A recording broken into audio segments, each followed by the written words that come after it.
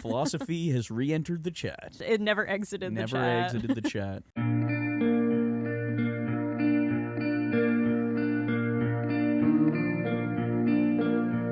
A lot of the material was written just before and right after my father had passed. So it's a lot of processing of grief. Mm-hmm. In Hell, the first track on the album, we were kind of trying to capture that live voice memo feel and then add a little something to lead into the rest of the record. So I would love to take a look at that. Yeah, absolutely. We can play that. Where else is there to go? We're already in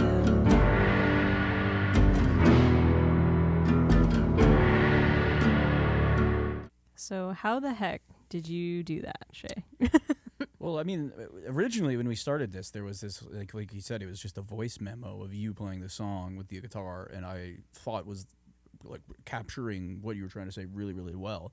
And then we thought, like, to go back and redo it in a higher fidelity kind of way was almost like we were going to do it no matter what, but the process of it was we wanted to recapture some of that magic. So, like, we decided to record mono, single mic with a little bit of reinforcement for the guitar just so that we have, but all of it's all one take, and that was trying to recapture that energy of like basically a phone being next to you and playing the song, and that I think we accomplished really well. But then once the original idea was this was just basically going to be left entirely open, I think.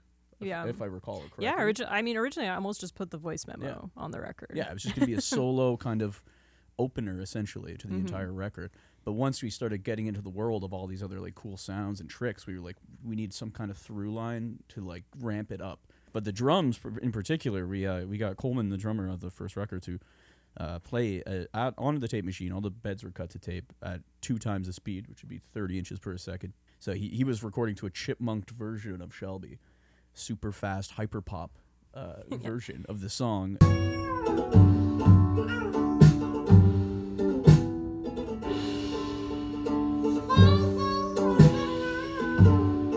And then once we put it back at the speed that we recorded at 15, it was just this heavy kind of large sound that worked really well, punctuated, and it was low and heavy, and like the lyric and songwriting content of it is so like oppressive already by its very nature that trying to like open that up and like reinforce it just worked super well and kind of shaped the rest of the track. The most exciting thing to me when I listen to music is a sound where I'm not 100% sure how it was achieved. Yeah. And that's the reason we're here today, is I think that's very interesting to unpack. Just on the first track, we're already getting into studio tricks and interesting sort of production techniques. Yeah, and in inspiration too. Like, I mean, those ideas really, I don't think any of us had notes about, hey, put on 2 slightly out of tune pianos and drum playing at half speed. Yeah. And on the first song that was just supposed to be a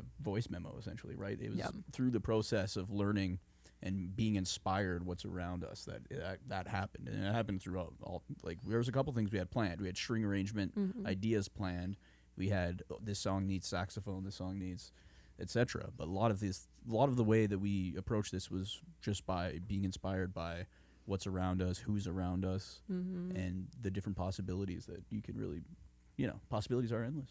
I went in with a pretty clear idea of what the story and the sequence of the record was. Yeah. But in terms of how that was actually going to be represented in sound was something that I stayed very open about. And I think that's important when you're making music, is you might have this one idea and it might not pan out, and then you have to try something else. That is something that I'm now carrying with me, even in my writing, is leaving spaces open. And also, having had access to all these different sounds, now I know that there are possibilities. It's easier for me to like write production notes and things like that. Yeah. But I still try to maintain that sort of almost beginner's openness to trying new things, because there's always something else out there that I haven't tried yet. And it's such a hard thing to pre-plan all of what, like, inspiration can't really be pre-planned, right? Like, For sure. You can keep yourself open, which is a great methodology, and especially like at the first record was entirely you had to be open because you just didn't know what you were doing. I had no idea Right? Like, you were like, what I was doing. It was an entirely new experience. So Yeah. you were just like going along with whatever happens. But like to keep that space in now knowing the development and progression of your work as well as your music, to have that interplay and openness for other people's influence, is such a, like, it results in a lot of interesting and cool elements that are all peppered all over both records. Music's a conversation, really. It's a dance. It takes multiple people, I love it. We're getting into the analogies now. Yeah, now we're into the analogy portion. Philosophy has re-entered the chat. Yeah, always. Yeah. It never exited the chat. Never exited the chat. And then we get into kind of the meat of the record. We dive right in after that with Glow in the Dark. As far as I can tell, I'm a home, not a hotel. The closest thing I think I've written to like a classic pop song. Yeah. In a way, at least up to that point.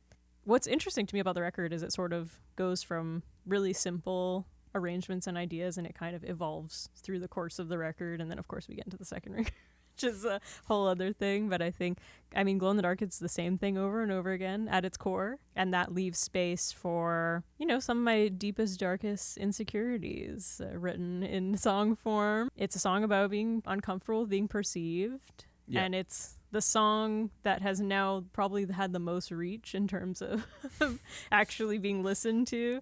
And it's the song that when I perform it, that the most people will approach me after the show to talk to me about it, sort of touching them or them relating to it.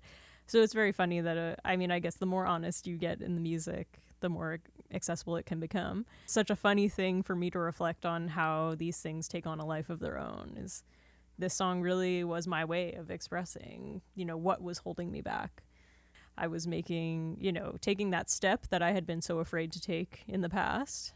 Being perceived. Being perceived. Making a recording of yourself to be perceived for all of time. Well, and this is a theme, this is a thread that does carry into the second record, is the sort of the distorted voice that says, I don't want to be known. And I'm always kind of processing that in different ways. And I think it shows up many, many times over the course of these two records. Yeah, I mean, the process of making an album is processing it, right? Like, this is the ultimate perception, right? Your art form is perceived and exists and played, and people listen and go to shows and things like that. It's the ultimate way to kind of do it, For sure. Well, and the thing is, I would love to say I'm writing as a character, but I think it's pretty obvious that I'm not. Yeah. I think I can't really hide behind anything here. A lot of it is just coming from a place of truth and honesty. Yeah. And music is the way that I process. Oftentimes I'll write a song about something that I haven't on a really conscious level processed, and later I'll look back and be like, I already knew. How come it took me so long to realize when I already wrote a song about it? I've been singing this the whole time? Yeah. Truly. I mean, we can get into it, but there are a few songs on this record that were written sort of before I came to a realization that a situation was really bad for me or whatever. It's like I already knew. I had already written the song about it, but I made the mistakes anyway. And I think it's a testament to, our humanity and how often we will make the same mistakes, or we'll keep going down a path that is not good for us or that we shouldn't, because that's what we do. That's part of learning and growing. Reflection and communication. And I mean, I often say that these two records are a time capsule of my 20s, and I think that rings super true. And I'm glad to say that for Glow in the Dark, it means something different to me now than it did when we recorded it. Right. Because now people have heard it. And so it has taken on a different meaning, because I'm like, okay, I have to actually now deal with what it means for people to know that I think and feel these things. I think a lot of this record is actually just putting those thoughts out there and not necessarily coming up with any kind of resolution. I think the second record was more time to figure stuff out. For my own benefit and maybe for the benefit of others, I find it useful to kind of put out an idea, let it exist there, and then have some kind of, not necessarily a resolution, but some kind of counter idea somewhere, usually in the second half of the song. And I think that's almost a formula for my writing at this point. And I think it probably started somewhere in this zone when I was writing Glow in the Dark. This is one of those songs where the original demo was so simple, and the fact that it became like this really luscious string song is very exciting, because I think that is the treatment that in the end was the most appropriate, what it deserved, we'll say. A couple conflicting things within the song, which I think really details what it is to be not wanting to be perceived but making a song. Exactly. Just That's to exactly. be the most perceived. There's an irony to it. I think it's Yeah. it's like, oh, don't look at me, don't listen to me, and then it's like, here's the absolute most melodramatic, Yeah. like really just put it campy. Yeah, melodramatic, emotional string, like almost this like the idea of it like being almost like a Hollywood kind of score. Exactly. And Yeah. like alluding to that without going full way, which was like this arrangement for string arrangement idea, as well as also having these kind of like it's a little peppy and a little it's not so traditionally sad. Like there's this kind of sad thing to it, but also it's all this like it's tempo wise it's moving pretty grooving. Well, it's putting on the brave face, right? Yeah.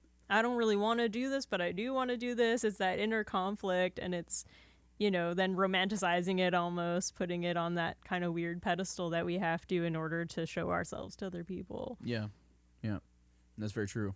What it means to be free.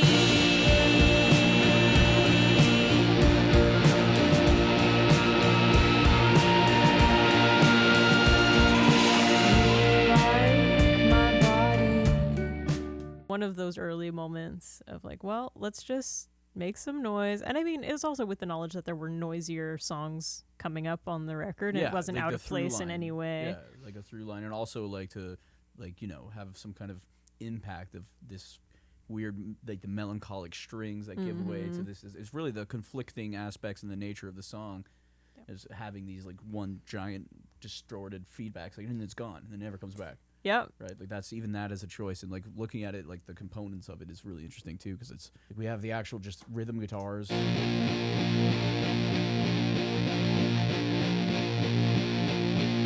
within combination of looks. I don't know if this is two different feedbacks. It might be two different feedback.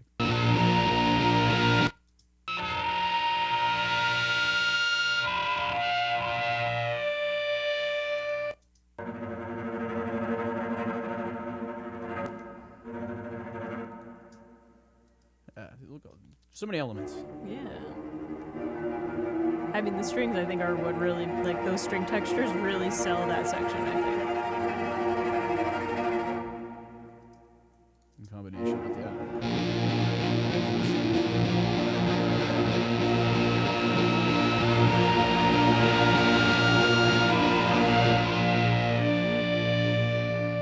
and the tambo. Look at that. We even have tambourine build.